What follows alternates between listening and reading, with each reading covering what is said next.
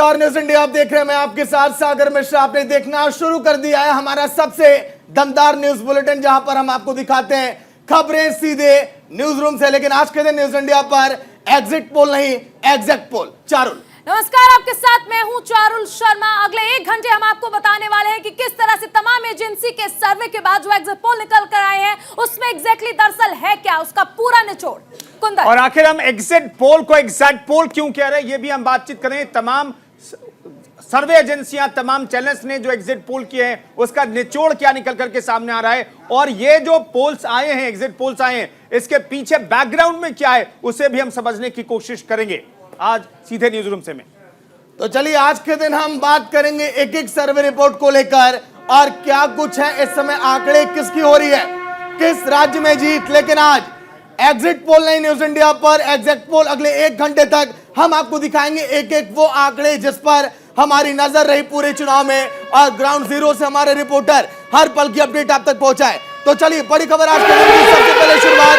गुजरात में फिर बीजेपी की सरकार, एग्जिट पोल में दावा किया जा रहा है। एग्जिट पोल में बीजेपी को गुजरात में बहुमत मिल रहा है पूरी तरह से। अगर हम बात करें गुजरात की तो वहां पर 27 सालों से बीजेपी की सरकार है। ऐसे में अगर हम जिक्र करें 27 सालों के बाद फिर एक बार ये कहा जा रहा है कि बीजेपी सत्ता में लौट कर आ रही है।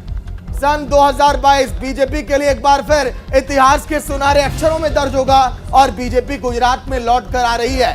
कांग्रेस, आम आदमी पार्टी, इन दो पार्टियों ने बहुत ज्यादा मेहनत की, लेकिन क्या एक बार फिर गुजरात में बीजेपी आएगी? क्योंकि अगर हम बात करें एक एक सर्वे की तो उसमें दावा यही किया जा रहा है कि गुजरात के चुनाव में बीजेपी को एक बार फिर फायदा हो रहा है। कुंदन, देखिए आखिर बीजेपी को फायदा क्यों हो रहा है। दरअसल कमजोर विपक्ष का फायदा मिला है, और कमजोर विपक्ष के साथ साथ आम आदमी पार्टी चूंकि वहां पर सक्रिय हुई, उसने जबरदस्त तरीके से चुनाव प्रचार किया। इसका फायदा सीधे तौर पर बीजेपी को मिलता हुआ दिखाई दे रहा है। कुछ एजेंसियों ने बीजेपी को 150 सीट देने की बात भी कही है। जो अनुमान है, पूर्वानुमान एग्जिट पोल में, उसके मुताबिक यह कहा गया है कि 150 सीट तक बीजेपी को मिल सकती है। ऐसा गुजरात में कभी नहीं हुआ है। 1985 में जो हुआ था 149 तक तो कांग्रेस को मिले थे। जो फॉर्मूला है उसके दम पर कांग्रेस को कामयाबी मिली थी, लेकिन 150 सीट कोई भी पार्टी नहीं जीत पाई है। आपको बीजेपी की अगर बात करें, सबसे बड़े चेहरे की बात करें तो प्रधानमंत्री नरेंद्र मोदी का वहां पर जादू चलता रहता है, लेकिन उस मुकाम तक बीजेपी पहले नहीं पहुंच पाई थी पिछले 27 साल में। लेकिन इस बार कहा जा रहा है इस बार एक बार फिर से वो जादू चलेगा और 150 सीट तक कुछ एजेंसियां बीजेपी को सीट दे रही हैं अपने एग्जिट पोल में। चारुल, बिल्कुल देखिए, सबसे अहम चीज है ये इस बार के जो एग्जिट पोल्स में रुझान निकलकर सामने आ रहे हैं वो कहीं ना कहीं ये दिखा रहे हैं कि भारतीय जनता पार्टी अपना ही रिकॉर्ड तोड़ने वाली है, क्योंकि ये माना जा रहा है कि एक बार फिर से सरकार बनेगी। लेकिन इसके साथ ही जो कहीं ना कहीं तमाम फैक्टर्स थे, विपक्षी पार्टियां जिनको लेकर बातचीत कर रही थी कि क्या एंटी इनकम्बेंसी फैक्टर काम कर सकेगा, क्या बिल्किस बानो के आरोपियों की रिहाई करना एक ऐसा फैक्टर हो सकता है जो लकीर बीजेपी की छोटी कर दे। ये तमाम फैक्टर्स देखिए दरअसल बीजेपी के पक्ष में ही गए हैं, क्योंकि अब जो रुझान निकलकर सामने आ रहे हैं वो ये स्पष्ट दिखा रहे हैं कि एक बार फिर से भारतीय जनता पार्टी गुजरात में सत्ता में आने वाली है।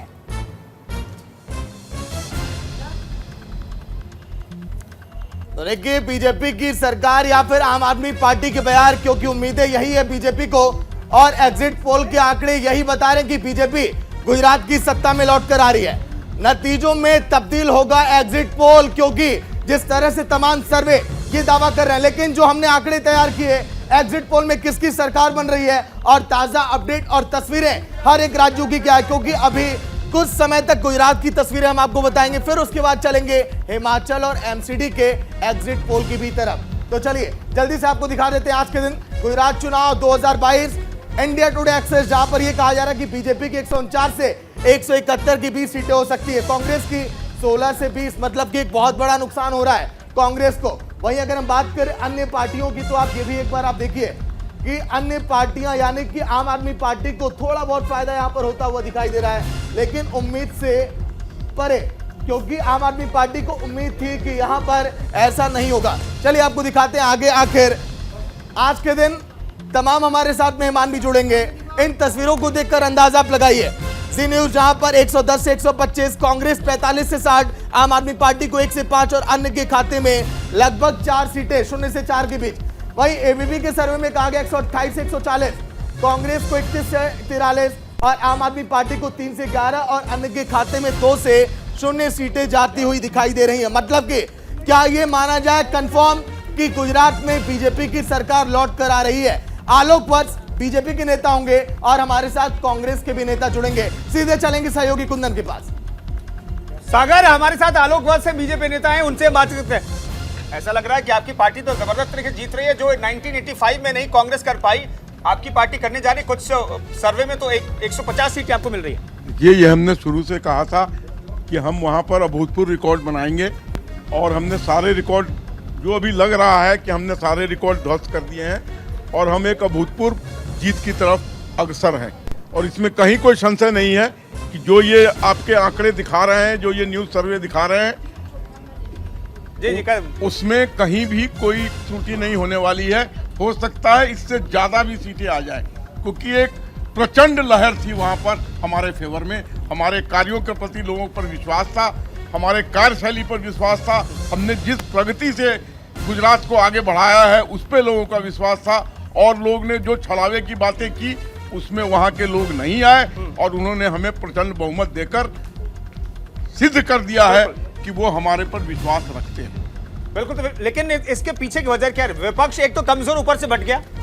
देखिए, ये पुरानी कहावत है कुंदन जी कि बंदरों की लड़ाई में बिल्ली को फायदा होता है। तो हम जितना भी कुछ कर रहे थे उसमें और इजाफा इन्होंने कर दिया आपस में लड़के। इन्होंने अपने वोट बांट लिए और हमारा वोट अक्षुण्ण रहा। वो भी हमारी एक जीत को और पुख्ता कर दिया।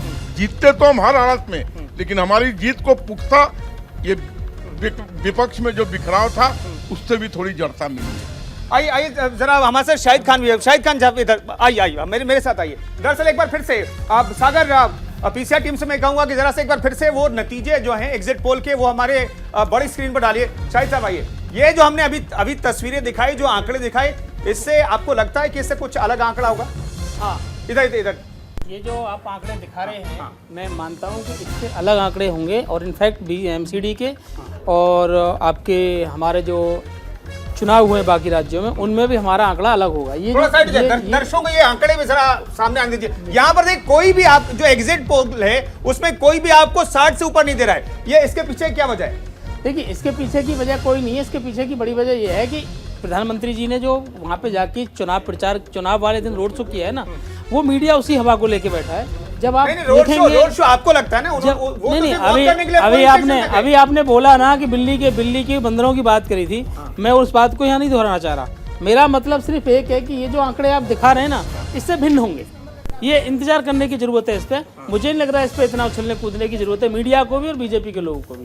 हाँ, इतना जरूर कह सकते हैं आप कि जो चीज़ें वहाँ पे हम जिस उम्मीद से लड़े हैं उस उम्मीद से हमें मिलेगा। हमने साइलेंट प्रचार में किया है और साइलेंट प्रचार का फायदा मिलेगा। क्या लड़े नहीं है?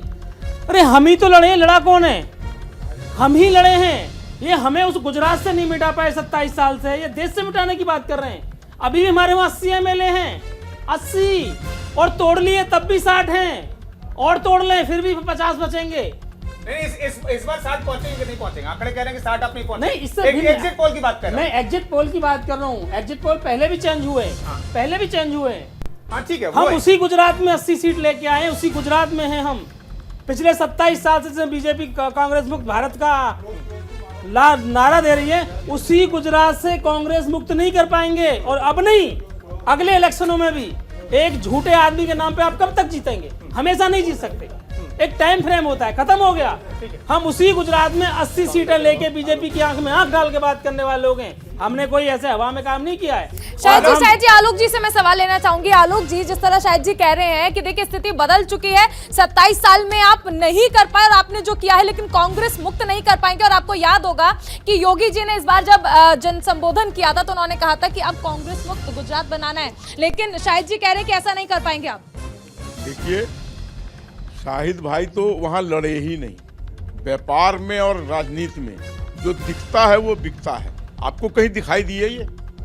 राहुल गांधी कहीं साउथ में पिकनिक मना रहे हैं पिछले 180 दिन से, एक दिन के लिए आए। अब तो गुजरात, अब तो राजस्थान पहुंच गए। ऐसी पिकनिक आप भी मना लो, अपने कुछ नेताओं को लगा दो ऐसी पिकनिक मनाने पे। बड़ा कलेजा चाहिए 25 किलोमीटर चलने के लिए। जो 60 किलो के सांसद थे 2014 में, वो 140 किलो के हो चुके हैं। उनमें से कुछ वेट लॉस करिए। व्यक्तिगत बात हम मैंने सांसदों की बात करी है, एक पार्टी के सांसद की बात करी है, वो व्यक्तिगत कमेंट। और फिर हमारे एक नेता पे हजारों करोड़ रुपए खर्च कर दिया आपने पॉलिटिकल वे पॉलिटिकल वे किया है। आप रिव्यू करिए, मैंने किसी एक आदमी का नाम लिया हो, किसी एक सांसद का नाम लिया हो। जी को अपनी बात खत्म कर दीजिए। देखिए, इन्होंने जो हमारे प्रधानमंत्री ने एक तीर छोड़ा था, ये उसको पकड़ के बैठ गए। प्रधानमंत्री जी ने कहा था डरो, कांग्रेस से डरो, कांग्रेस से हमको खतरा है। ये लोग बार बार उसी चीज को दोहराते रहे।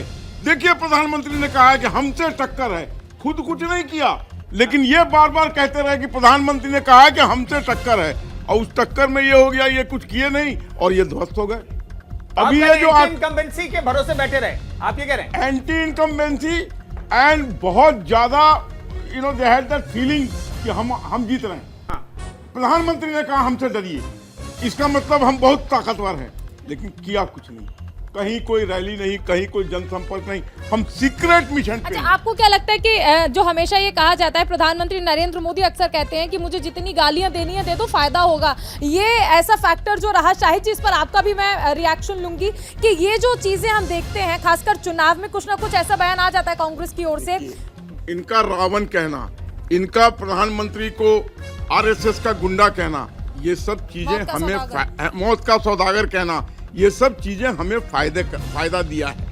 आप जितना हमारे प्रधानमंत्री पर आप शब्द कहेंगे, उतना हमारा वोट बैंक में इजाफा होगा।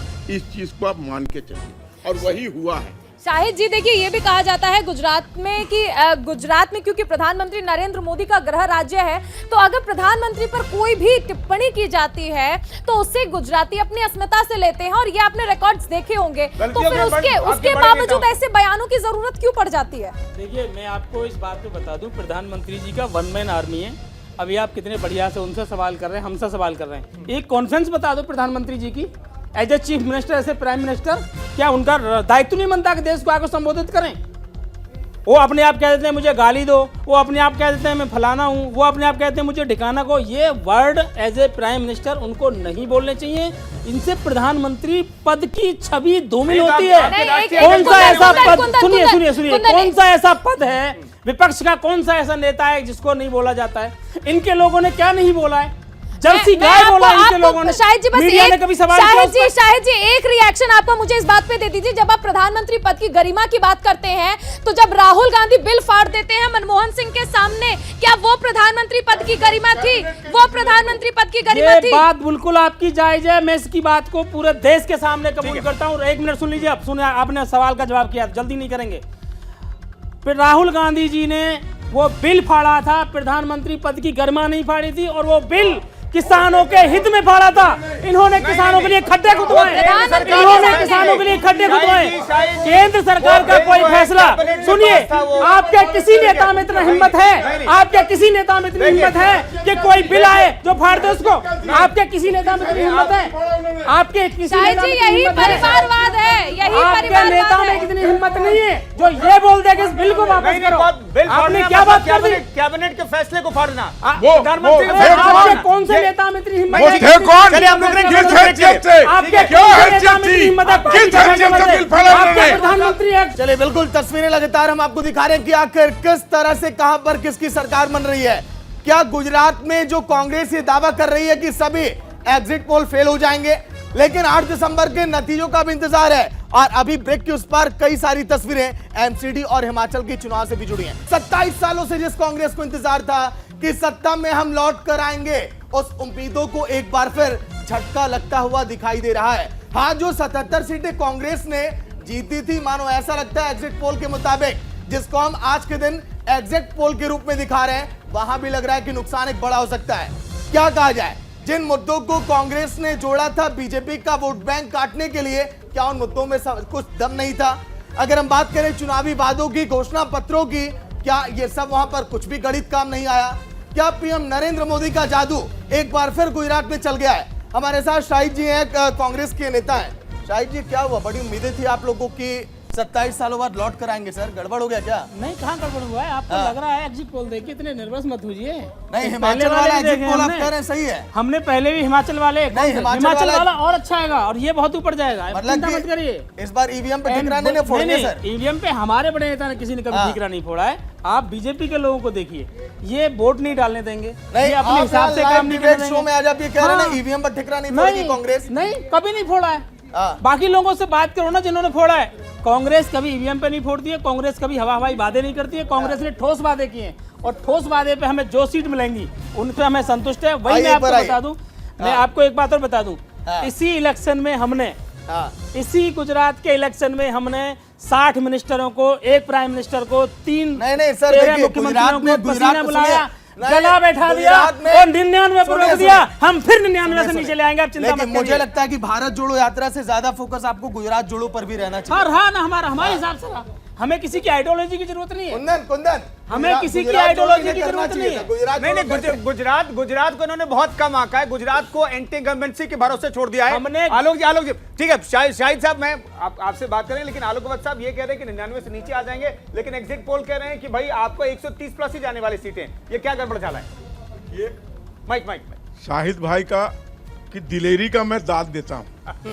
पूरी दुनिया कह रही है आप हार गए, ये फिर भी कह रहे हैं जिन निकलेगा 8 तारीख को। मुंगेरी लाल के इतना बड़ा हसीन सपना देखने वाला मुझे हिंदुस्तान में दूसरा आदमी नहीं मिला है ना। हमारे प्रधानमंत्री, उनसे ही सीखा है। प्रधानमंत्री की बात मत कीजिए आप। नहीं, वो प्रधान 56 इंच सीने के सामने आप नहीं टिकेंगे। ठीक है, क्योंकि हमारे इंच के सीने के सामने, हमारे साथ 56 इंच के सीने के सामने नहीं टिकेंगे आप। सीने के सामने चाइना घुस गया अभी अरे नहीं, ये आपकी गलतफहमी है। व्हाट्सएप मैं आ रहा हूँ, आइए एडिटर इन चीफ स्क्रीन पर लाइए। नहीं, विजय सर को स्क्रीन पर लाइए, विजय जी को स्क्रीन पर। अरे आइए, विजय जी की तरफ देखिएगा। का कोई ऐसा नहीं है जो हमारे से टकराने की बात। ग्राउंड पे हमारे एडिटर इन चीफ विजय त्रिवेदी मौजूद रहे कई दिनों तक और इस वक्त हमारे साथ जुड़े हुए। विजय जी, ये जो एग्जिट पोल कल आया और हम जो एग्जिट पोल के एग्जैक्ट पोल को हम बदलने की कोशिश कर रहे हैं, तमाम राजनीतिक लोग भी मौजूद हैं, आप ग्राउंड जीरो पर गए, वहां पर क्या देखा? ये जो आंकड़े जो आ रहे हैं 130 के आसपास बीजेपी को मिलते हुए जो सीटें दिखाई दे रही है, आपको लगता है ऐसा होने वाला है? और अगर ऐसा होता है तो किस वजह से? कुंदन, मैं जितने दिन वहाँ रहा उससे एक बात समझ में आई। आंकड़ों को तो अलग से देखेंगे कि कितना है, लेकिन वहाँ एक बात साफ दिखाई दे रही थी कि गुजरात के लीडर नरेंद्र मोदी हैं और नरेंद्र मोदी से मुकाबले करने में कांग्रेस जो है वो कैपेबल नहीं थी, कॉम्पिटेंट नहीं थी। ये साफ वहाँ पर दिखाई दे रहा है। एक तो पार्टी के जो कांग्रेस पार्टी के सबसे बड़े लीडर माने जाते हैं राहुल गांधी वहाँ पर नहीं थे, उनकी एब्सेंस थी।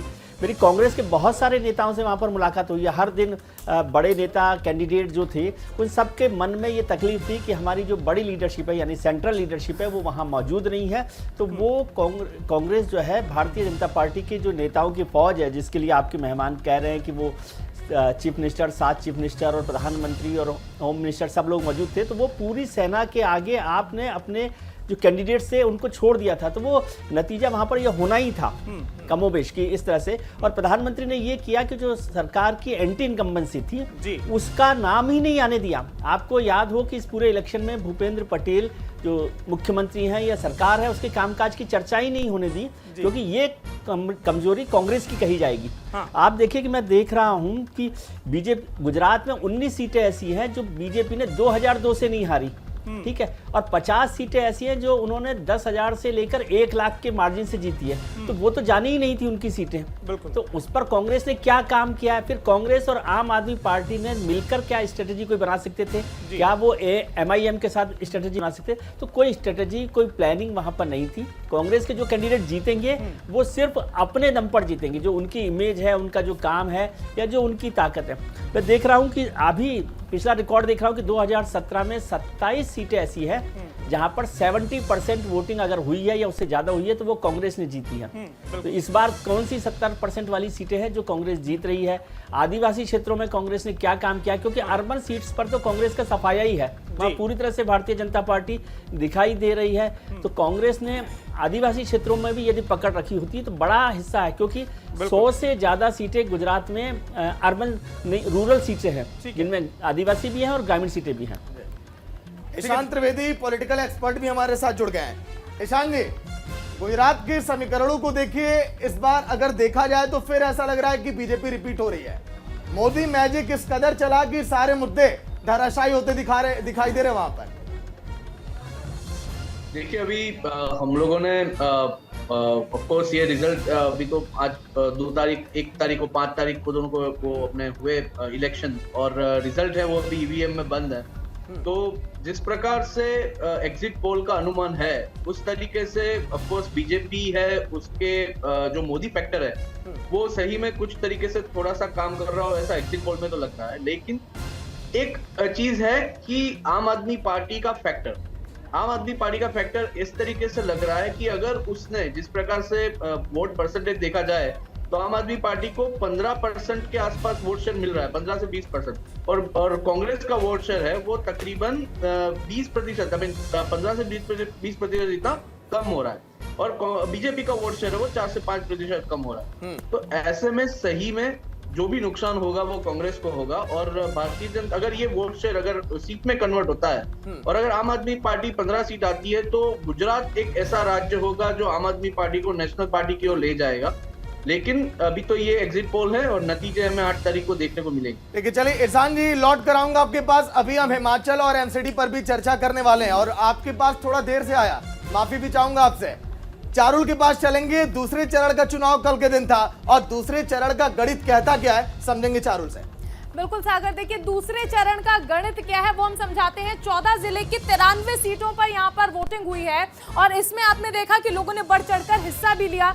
उसके बाद लोग घरों से भी निकले, मताधिकार का इस्तेमाल किया, लेकिन कुल 833 उम्मीदवार थे जिनकी किस्मत जो है वो कल ईवीएम में कैद हो चुकी है। ये दूसरे चरण का गणित जो रहा है वो हम आपको बता रहे हैं। महिला उम्मीदवार इसमें 69 रही हैं जिन्हें टिकट दिए गए अलग अलग पार्टियों की ओर से, और 69 महिला उम्मीदवार इस बार इन 833 उम्मीदवारों में यानी 69 महिलाएं थी।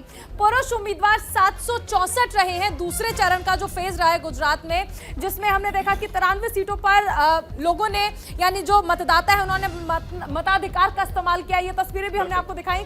ये दूसरे चरण का गणित रहा है सागर, जिसके आधार पर कल गुजरात में दूसरे और आखिरी चरण का इलेक्शन हुआ है। सागर ठीक है, लेकिन कल भी वोटिंग प्रतिशत कम हो गया, इसका क्या मतलब निकाला जाए? विजय त्रिवेदी हमारे एडिटर इन चीफ कह रहे थे जहां पर 71% 75% के आसपास वोटिंग हुई वहां पर कांग्रेस ने जीत हासिल की, लेकिन इस बार वोटिंग तो दोनों चरणों में कम हुई है। लेकिन अब गुजरात से निकलकर हिमाचल और एमसीडी की बात करेंगे। तमाम मेहमान हमारे साथ जुड़े हुए हैं, हमारे एडिटर इन चीफ हमारे साथ जुड़े रहेंगे।